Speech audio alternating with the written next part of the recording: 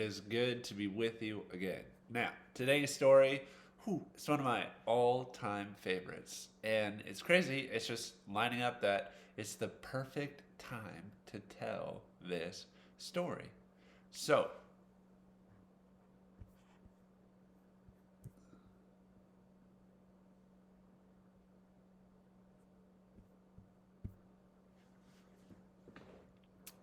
in this story, God is finally ready to start putting his rescue plan into motion. And so, what does he do? Well, he sends an angel. And this angel is going to deliver a message. And the angel goes to a very small town called Nazareth. And so even this is interesting, right? Because God is not going to the biggest city or where the most wealthy people are. God is going to a very quiet, small town called Nazareth. And the angel is going to a very young woman named Mary, right?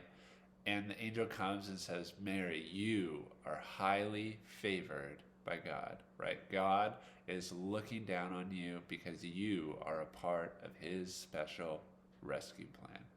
And when Mary hears this, she's actually a little bit scared because she doesn't know what it means, right? But the angel says, there's no need to be scared because this is good news. This is the best news. You are going to give birth to a child, and this child will be the fulfillment, right, of God's promise to rescue his people. But Mary's confused. She says, how can that be? Because I'm not even married yet. And the angel says, oh, but this will be a miracle from God, right? This child will be a miracle from God. And so Mary treasured all of this in her heart, right? She was like, wow, God chose me to be a part of his special rescue plan for all of the world, right? Out of everyone that ever lived, God chose Mary. And now Mary becomes pregnant, and Joseph, right? Joseph is who she was pledged to be married to. Joseph is her fiance. But when Joseph finds out she's pregnant, he's like, wait a minute, right? We're not married yet. Who are you? Whose baby is that? But the angel comes back to Joseph and gives Joseph the good news, right? And tells Joseph, listen, this baby is a miracle from God, right? And this baby is going to be the fulfillment of the rescue plan. All this time that your people have been waiting, those 400 years that your people have been waiting to hear from God, well, it's about to happen, right? And your future wife will be the one who will bring him into the world. And so now Joseph is amazed, right? Both Mary and Joseph are so excited to have this baby.